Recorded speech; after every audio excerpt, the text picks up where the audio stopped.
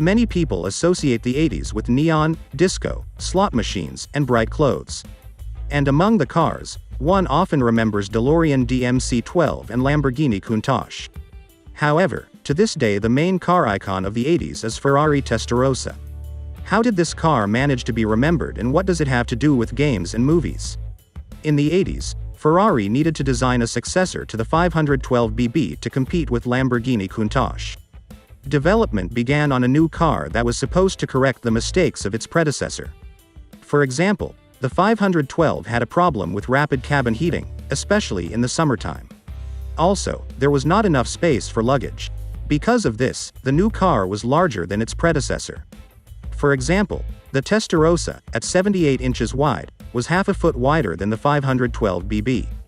This allowed luggage to be stored in the front trunk as well as behind the seats. Atelier Pininfarina and veteran engineer Leonardo Fioravanti were responsible for designing the car. They tried to combine aesthetic appeal and functionality. And they completely succeeded. Large side air intakes direct the cool air to the side radiators, and then it is exhausted through the ventilation holes in the engine cover. Such a solution made it possible to reduce the aerodynamic drag coefficient to 0.36 and to abandon the use of the rear spoiler.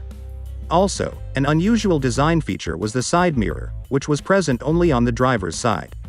On models from 1987, the mirror was added to the passenger side as well, due to safety measures. The car was named after the winner of the Championship of Sports Car Racing, Ferrari 250 Testarossa. The car received this name due to the cylinder heads painted red. The price of this car was $181,000 in the US at the time of its appearance.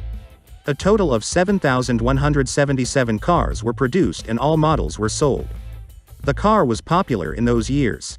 In just 5 years, the Testarossa made the cover of Road and Track magazine 9 times. One of the downsides was that the Testarossa's performance was weaker than its competitors, Lamborghini Countach, Porsche 911, and Alpina B10 bi-turbo. Among the owners of these cars were famous stars such as Elton John, Mike Tyson, John Carmack, and O.J. Simpson. There was also an open-top version of the Testarossa Spider, which was produced in a single copy, as a gift to Gianni Agnelli, director of the Fiat Group. Production of the original Ferrari Testarossa was completed in 1991, but it was replaced by an upgraded version of the coupe, which was named 512TR.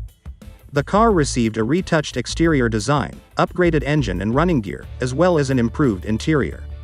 Then in 1994, Ferrari introduced the limited edition F512M, which completely changed the design of the original, abandoning the retractable headlights.